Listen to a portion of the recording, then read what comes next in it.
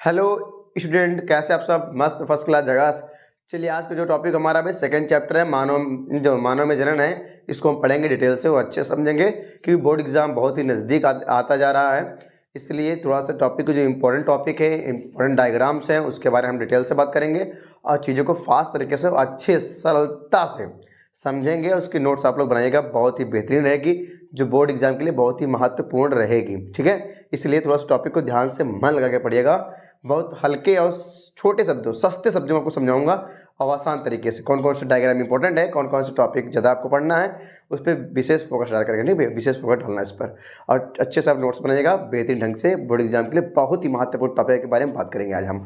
तो पहले पढ़ते हैं क्या, मानव जनन।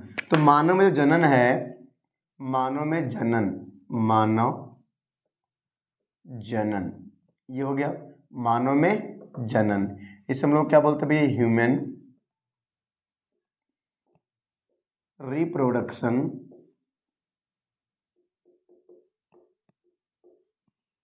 Human reproduction. ठीक भैया, ये मानव में जनन। इस चैप्टर के बारे में बात करेंगे। जनन क्या होता है आपको पता ही है पहले से ही।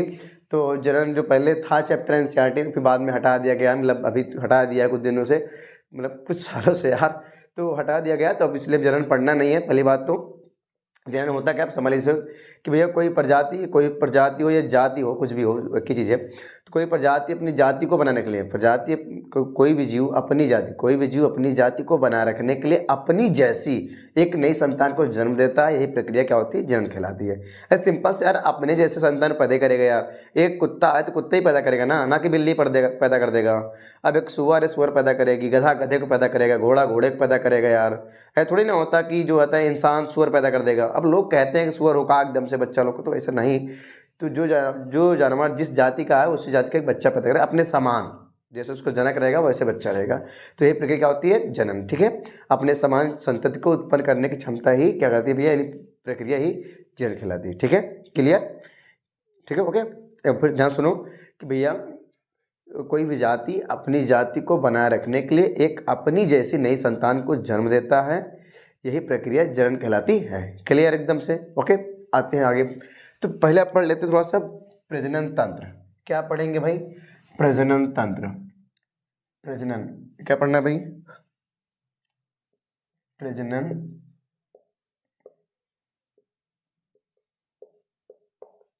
तंत्र। आप बता दो भैया, प्रजनन तंत्र और जनन एक ही चीज़ है? जनन तंत्र, प्रजनन तंत्र, ठीक है, कंफ्यूज मत होइएगा। तो प्रजनन तंत्र का यहाँ बोल सकते हैं हम लोग नर एवं मादा।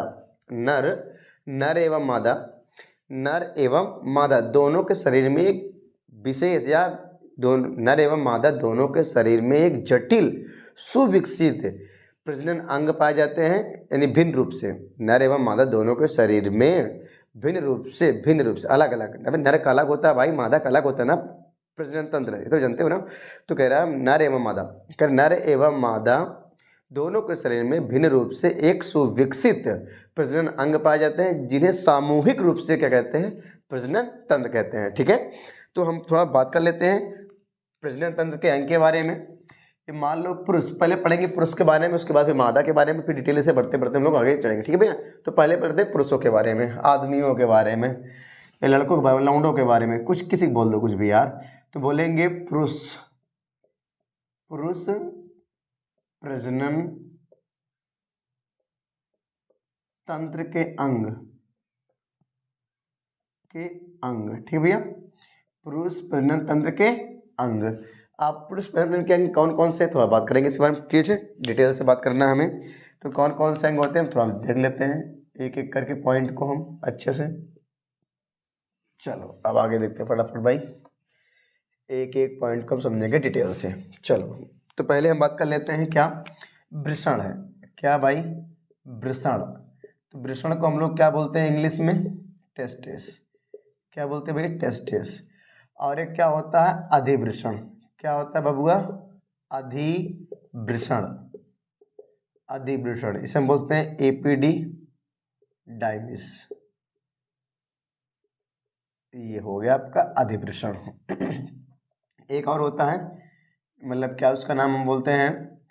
शुक्रवाहिका। शुक्रवाहिका, इसे बोलते हैं हम लोग वैस डिफरेंस। और एक होता है आपका शुक्राशय, मान लीजिए शुक्राशय, ये हो गया शुक्राशय।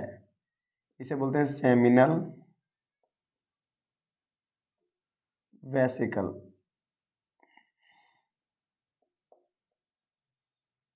Seminal vesicle. और इसके बाद क्या होता है आपका प्रोस्टेट। प्रोस्टेट, जो प्रोस्टेट है, ध्यान में मैं सबका नाम लिख दे रहा हूँ, वही समझाऊंगा आगे बात अच्छे से। प्रोस्टेट ग्रंथि, प्रोस्टेट ग्रंथि, प्रोस्टेट टेट ग्लैंड। और क्या होता है, एक होता है काउपर ग्रंथि। काउपर्स, क्या लिख दिया यार, आज मेरी हिंदी क्या हो गया, पाठ लग जा रही बार बार। काउपर्स ग्रंथि या काउपर्स ग्रंथियां, काउपर्स ग्लैंड, ठीक है। और एक क्या होता है मूत्र मार्ग, मान लीजिए मूत्र मार्ग, इसे बोलते यूरेथ्रा, जैसे मंथरा वैसे यूरेथ्रा। यूरेथ्रा, अजीब अजीब नाम है इसके इंग्लिश में। अगला क्या है भाई, शिश्न। शिश्न को हम लोग क्या बोलते हैं, पेनिस। क्या बोल देते हैं, पेनिस। ये क्या है, शिश्न यानी कि पेनिस। ओके, ये सारे टॉपिक्स हो गए। अब इसके बारे में एक एक टॉपिक के बारे में डिटेल से पढ़ेंगे। तो कितने हमारे पास पॉइंट्स हो गए यहाँ पर, अगर देखा जाए तो 1 है, 2 है, 3 है, 4 हो गया, ये 5 हो गया, 6 हो गया, 7 हो गया और ये 8 हो गया, ठीक है। अब बात करेंगे हम एक एक पॉइंट पे। पहले हम बात करेंगे वृषण पे। तो वृषण पे हम डिटेल से बात करेंगे, कैसे काम करता है, क्या है, किस तरह का है, ठीक है। तो हम जानते हैं वृषण क्या होता है, जो प्रकार से हम बोल सकते हैं या पुरुषों का मुख्य जननांग है। कैसे भैया, पुरुषों का मुख्य जननांग है या प्राथमिक जननांग है। तो आप ऐसे बोल सकते हैं क्या, इसे हम लोग क्या बोलते हैं, प्राथमिक जननांग या मुख्य जननांग। क्या बोलते हैं भैया, प्राथमिक, प्राथमिक, प्राथमिक जनन अंग। ये प्राथमिक, इसे क्या बोलते हैं, पुरुषों का मुख्य या प्राथमिक जननांग है। क्या बोल सकते हैं, मुख्य बोल सकते हैं। लो अच्छा, मैं लिख ही दे रहा हूँ यहाँ पर, यह पुरुषों का मुख्य, मुख्य जनन अंग है। यह पुरुषों का मुख्य जनन अंग है, जो कहाँ होता है, उदर गुहा से बाहर होता है। उदर गुहा में पेट। अरे भाई, हमारा जो पुरुषों का प्रजनन तंत्र होता है कहाँ होता है, ये भैया शीर्ष हिस्सा है, ये ग्रीवा है, ये वक्ष हिस्सा है, वक्ष भाग है, वक्ष वक्ष भाग है, ये वक्ष भाग है। और इसके और नीचे जाएंगे तो उदर पेटवा क्या हो गया, उदर भाग। और नीचे जाएंगे तो क्या हो जाएगा, श्रोणि क्षेत्र। क्या हो जाएगा, श्रोणि क्षेत्र। तो पुरुषों को जनन तंत्र कहाँ होता है, पुरुषों और स्त्रियों में, महिलाओं में श्रोणि क्षेत्र में होता है। ओके, तो सॉरी, तो यहाँ बात करेंगे हम लोग क्या, कि जो पुरुषों का मुख्य जननांग होता है, ये कहाँ होता है भाई, ये कहाँ होता है, ये होता क्या है, उदर गुहा से बाहर। कहाँ होता है, उदर गुहा से बाहर। यह उदर गुहा से बाहर, उदर गुहा से बाहर, उदर गुहा से बाहर कहाँ होता है, श्रोणि क्षेत्र में, उसमें उदर गुहा से बाहर वृषण कोश में। कहाँ भैया, वृषण कोश में। ये कहाँ से होता है, उदर गुहा से बाहर वृषण कोश में, वृषण कोश में स्थित होता है या सुरक्षित रहता है, स्थित रहता है, ठीक है। इसके पॉइंट्स हो गए। और बात करिए, ये उदर गुहा से बाहर क्यों होता है। कभी कभी एग्जाम में आता है कि भाई जो ये वृषण है, ये उदर गुहा से बाहर क्यों होता है, ये पेट है, पेट से बाहर क्यों होता है। तो पेट से बाहर क्यों होता है भैया, बताओ जरा सा। कि जो उदर गुहा है, जो पुरुषों में जानते हैं ना वृषण यार, जो वृषण मतलब समझ रहे हैं ना, ये वृषण है, ये आपका हो जाता है पेनिस। तो जो वृषण है ये पेट से बाहर होता है। ये पेट से, भाई पेट तुम्हारा यही होता है, नाभि ये पेट होता है यहाँ से यहाँ तक। तो जो शरीर से बाहर क्यों होता है, तो इसका रीज़न ये है। इसका रीज़न क्या है, तो थोड़ा समझते हैं। क्योंकि इसका तापमान शरीर के तापमान से कम होता है। क्योंकि इसका तापमान शरीर के तापमान से कम होता है। मैं इससे पहले मिटा देता हूँ फटाक से। तो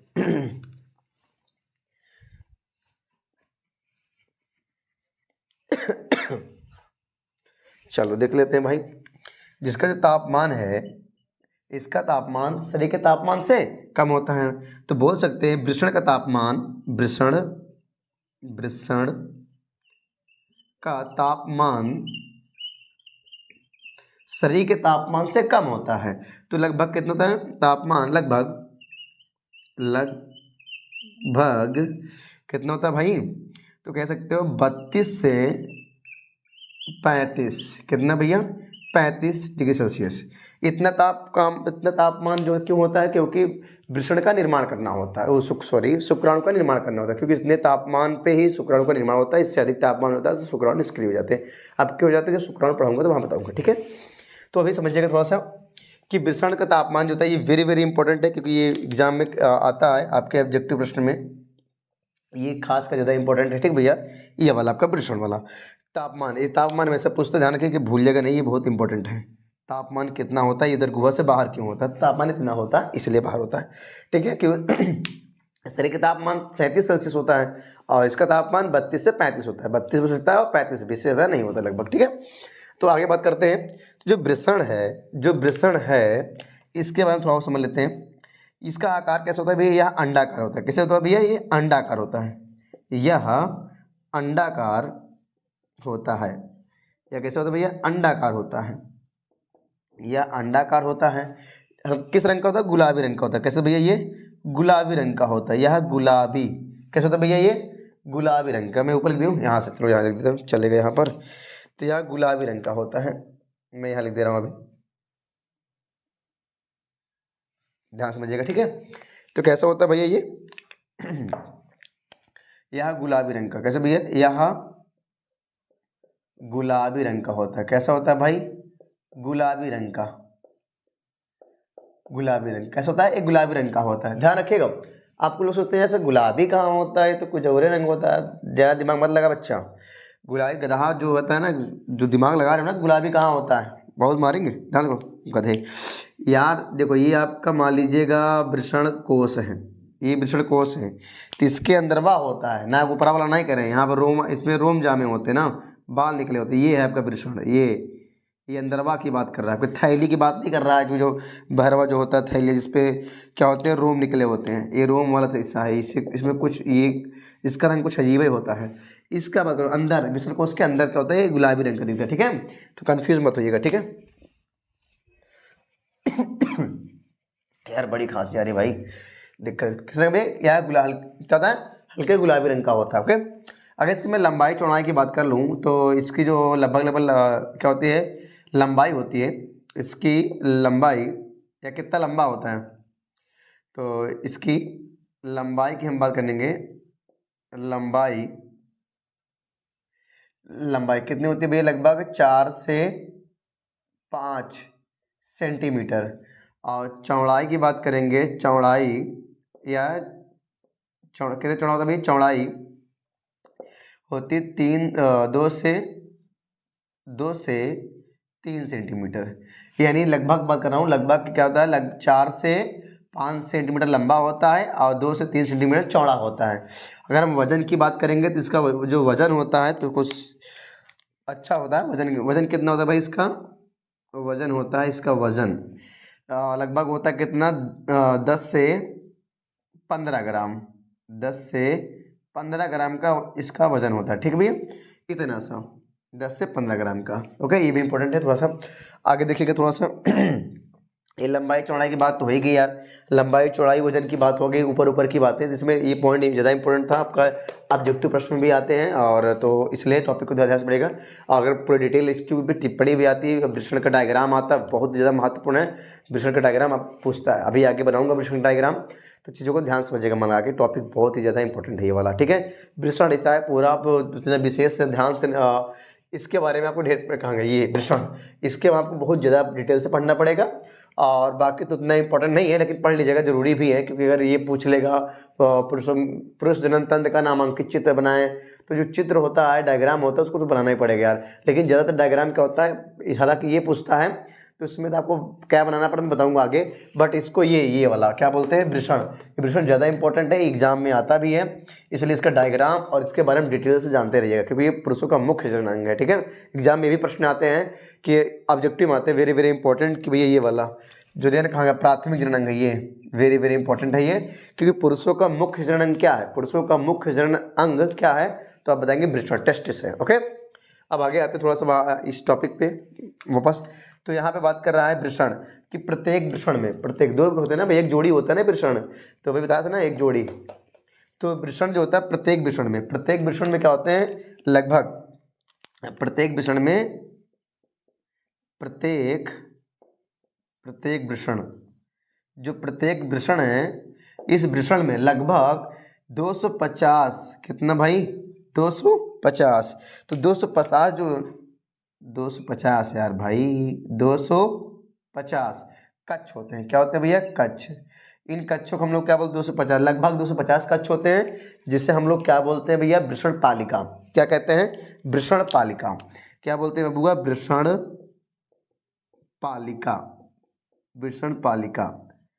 आपको पता है कि वृषण पालिका, ये प्रत्येक वृषण पालिका में, प्रत्येक वृषण पालिका में, प्रत्येक वृषण पालिका में क्या होता है कि लगभग प्रत्येक वृषण पालिका में एक से कितना भाई, कितना, 1 से 3, 1 से 3 अति कुंडलित, अति कुंडलित, अति कुंडलित,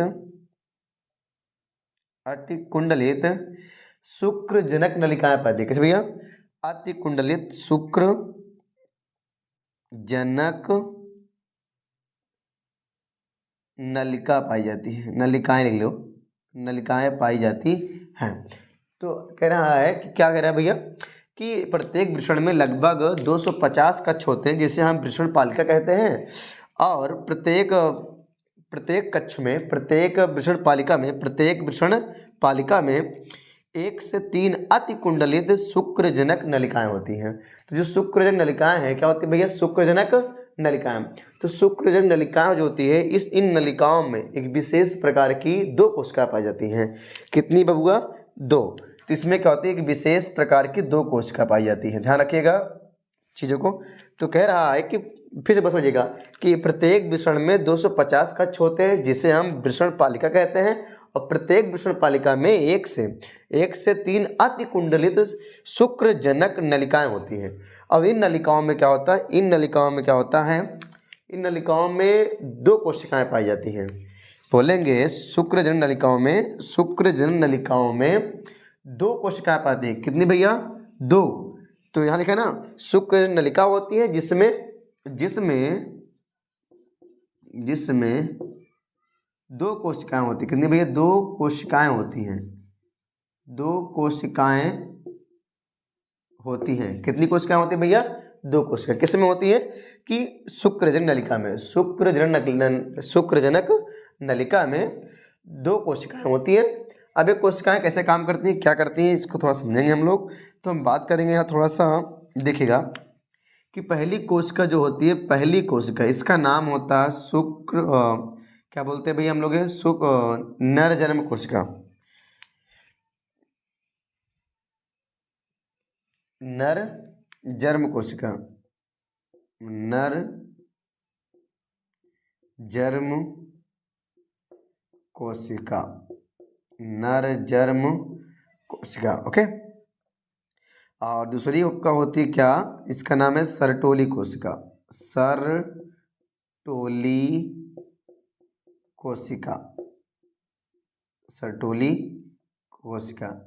ये 2 कोशिका होती है, ठीक भाई। तो हम मिटा दें, थोड़ा सा मिटा दें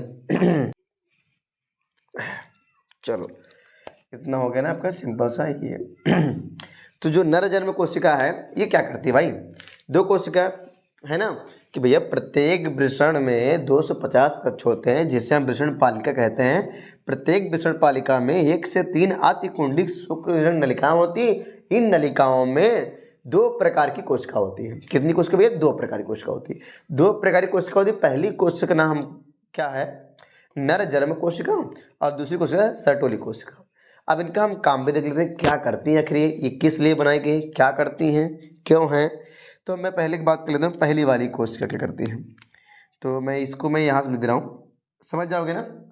इस वाली नर जन्म कोशिका के बारे में हम यहाँ लिख देते हैं आगे, ठीक है। ये इस टॉपिक को मैं इसको मैं यहाँ आगे समझा रहा हूँ, ओके। समझ जाइएगा। तो इसमें क्या कह रहा है कि नर जन्म, इसका मेन काम क्या होता है, मेन काम शुक्राणुओं का निर्माण करना होता है। क्या होता है भैया, शुक्राणुओं का निर्माण, शुक्राणुओं का निर्माण, शुक्राणुओं का निर्माण। तो भैया नर जन्म कोशिका का मेन काम क्या है, शुक्राणुओं का निर्माण, शुक्राणु का निर्माण करना होता है। तो सर्टोली कोशिका करती है, फिर सर्टोली कोशिका करती है भैया। तो जो सर्टोली कोशिका होती है, मैं इसको सर्टोली कोशिका को आपको मैं यहाँ दिखा दे रहा हूँ, नीचे यहाँ पे दिखाया, चलेगा ना, कोई दिक्कत, हाँ समझ जाइएगा, ठीक है। तो जो ये सर्टोली कोशिका होती है ये क्या करती है, तो सर्टोली कोशिका एक्चुअली में क्या करती है, ये शुक्राणुओं को देती है पोषण। क्या भाई, शुक्राणुओं क्या करती है, देती है पोषण, शुक्राणुओं को पोषण, शुक्राणुओं को पोषण देती है, पोषण तथा उनके विकास में, शुक्राणुओं के पोषण तथा उनके विकास में सहायक होती है, विकास में सहायक होती हैं, सहायक, ठीक है, सहायक होती हैं। तो कह रहा है नर जन्म कोशिका शुक्राणु का निर्माण करती है और सर्टोली कोशिका यह शुक्राणुओं को पोषण प्लस उनको विकास, उनके विकास में सहायता करती है, ठीक है, इतनी क्लियर होगी।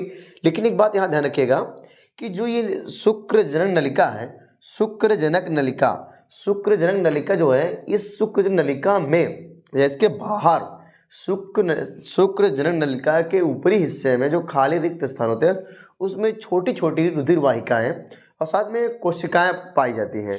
इसके बाहरी क्षेत्र में या ऊपरी क्षेत्र में जहाँ रिक्त स्थान थोड़ा खाली होता है, उन छोटे छोटे जगहों पर, इसके बाहरी सतह पर, इसके बाहरी क्षेत्र में या बाहरी बगल में जहाँ रिक्त स्थान होता है वहाँ पे छोटी छोटी रुधिर वाहिनियाँ पाई जाती हैं और एक विशेष प्रकार की अंतराली कोशिका पाई जाती है, जिसे हम लोग लीडिंग कोशिका कहते हैं। आप लोग जानते हैं ना भरपूर लीडिंग कोशिका क्या करती है। तो भैया जो वहाँ पे कोशिका है, रुधिर वाहिकाएँ हैं और साथ में क्या है, कोशिकाएं पाई जा रही हैं। तो मैं वहाँ बता दे रहा हूँ क्या कि भाई क्या बता रहा हूँ मैं, आगे ध्यान रखिएगा। ये सारे पॉइंट्स, ये वाला पॉइंट ज़्यादा इंपॉर्टेंट है भैया, ये वाला पॉइंट ज़्यादा इंपॉर्टेंट है, ये वाला पॉइंट ज़्यादा इंपॉर्टेंट है। और इस सर्टोली कोशिका क्या करती है, ये भी इंपॉर्टेंट है, दोनों को याद रखिएगा थोड़ा सा अच्छे से, दोनों भी इंपॉर्टेंट है, ये वाला, ये वाली भी, ये वाला भी, कौन किसका निर्माण करता है, कौन क्या करता है। और ये तो इंपॉर्टेंट है ही है, ये भी इंपॉर्टेंट है। 4 पॉइंट हो गए जो ऑब्जेक्टिव में क्वेश्चन आते हैं, ठीक है। अब आगे आते हैं, थोड़ा सा हम क्या करते हैं, किसके, मैंने क्या पता बोला भैया कि शुक्रजनक नलिका के बाहरी सतह पर, बाहरी क्षेत्र में कि छोटे छोटे रिक्त स्थान होते हैं जहाँ पर छोटी छोटी रुधिर वाहिनियाँ और क्या पाती है, अंतराली कोशिका पाती है। कौन भैया, अंतराली, अंतराली कोशिका पाई थी। क्या पाती भैया, अंतराली कोशिकाएं पाई थी, अंतराली कोशिकाएं, अंतराली कोशिकाएं, जिसे हम लोग क्या बोलते हैं भैया, leading cell, leading cell, leading कोशिका भी कह सकते हो, मतलब सेल कोशिका की है, लीडिंग कोशिका कहते हैं। तो कह रहा है, क्या कह रहा है, ध्यान समझो, क्या आपको दिख रहा है ये चीज़ें कि शुक्रजनक नलिका के बाहरी क्षेत्र में जो रिक्त स्थान जहाँ पर छोटी छोटी रुधिर वाहिकाएं पाई जाती हैं उसी में एक विशेष प्रकार की अंतराली कोशिका, जिसे आप लीडिंग कोशिका कहते हैं। तो लीडिंग कोशिका जो होती है, लीडिंग कोशिका, ये लीडिंग कोशिका विशेष प्रकार के एक हार्मोन्स का स्राव करती है। क्या करती है भैया, ये जो लीडिंग कोशिका है, लीडिंग कोशिका कौन है भाई, लीडिंग कोशिका। तो मैं यहाँ लिख दे रहा हूँ लीडिंग कोशिका या लीडिंग सेल, समझ जाएगा, ठीक है, लीडिंग सेल, लीडिंग कोशिका। ये क्या करती है, ये कोशिका एंड्रोजन हार्मोन्स का स्राव करती है। क्या करती है भैया, एंड्रोजन हार्मोन्स का स्राव करती है, एंड्रोजन हार्मोन्स का या हार्मोन्स को संश्लेषित प्लस स्रावित करती हैं, को संश्लेषित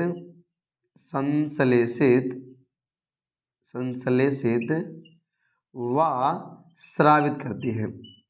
एंड्रोजन हार्मोन्स का भी संश्लेषित करती है और स्रावित करती है। तो एंड्रोजन हार्मोन्स का संश्लेषण भी करती है और उसे स्रावित भी करती है। ये आपका ये जो वृषण था एकदम टॉपिक पूरा क्लियर हो चुका है पूरे वृषण के बारे में। तो वृषण हमारा एकदम क्लियर है, बस इसका डायग्राम बनाना है, उसके बाद ये टॉपिक खत्म हो जाएगा पूरा डिटेल से, क्योंकि ये वृषण में इससे ज़्यादा कुछ पूछेगा नहीं। सॉरी थोड़ा गला खराब है यार, खांसी आ रही है, थोड़ा दिक्कत हो रही है। ठीक है कोई बात नहीं, आधे टॉपिक पे। तो हम आपको यहाँ पे जो टॉपिक बताए हैं 4 टॉपिक ज़्यादा इंपॉर्टेंट है। कौन कौन से भाई? कि भैया पुरुषों का मुख्य जनन अंग क्या है? तो आपका वृषण है। मुख्य जनन अंग क्या है भाई? तो वृषण है। क्या भी मुख्य जनन अंग? वृषण है। ये इंपॉर्टेंट है। इसे हम प्राथमिक अंग भी कहते हैं, ये भी आप जानते रहिएगा, ये भी इंपॉर्टेंट है। इसे प्राथमिक अंग कहते हैं। ये मुख्य जनन अंग है।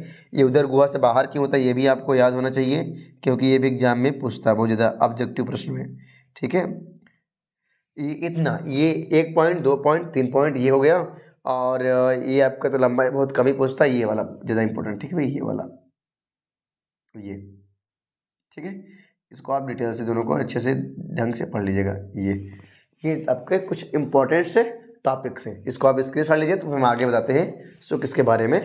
अधिवृषण के बारे में। ओके, कॉपी करिए, इसका लीजिए स्क्रीनशॉट ले लीजिए फटाक से। तो आगे देखते हैं भी, नंबर 2 देखते हैं। नंबर 2 पे क्या है आपका? नंबर 2 पे आपका है अधिवृषण। अधिवृषण ये भी इंपॉर्टेंट है। अधिवृषण इसे बोलते हैं एपिडिडाइमिस या एपिडिडिमिस। अधिवृषण ये क्या है भाई? तो बोल सकते हैं कि जो अधिवृषण नलिका है, क्या होती है भैया? अधिवृषण नलिका। जो अधिवृषण नलिका होती है, नलिका, जो अधिवृषण नलिका होती है, अधिवृषण नलिका, ये लगभग जानते हैं, ये लगभग ये लगभग होती है 5 से 6 मीटर। 5 से 6 मीटर लंबी होती है। कितना भैया? 5 से 6 मीटर लंबी नलिका होती है। सोचिए इतनी लंबी नलिका होती है। या आपने से जो मैं बोल रहा हूँ लिख लिया करिए। मैं पूरा सेंटेंस नहीं लिखता हूँ पूरा, लेकिन जो बोलता हूँ तो आप लिख लिया करिए। और वीडियो क्वालिटी अपने अनुसार को थोड़ा बढ़ा लीजिएगा या घटा, जिससे आपको अच्छा लगे। अगर वीडियो की स्पीड कम करिए तो आप थोड़ा स्पीड बढ़ा लीजिएगा, ठीक है। इसलिए थोड़ा समझिएगा, जो मैं बोल रहा हूँ मैं पूरा सेंटेंस यहाँ लिखता नहीं हूँ, तो आप लोग अपने से सेंटेंस को बना के लिख लीजिएगा, ठीक है।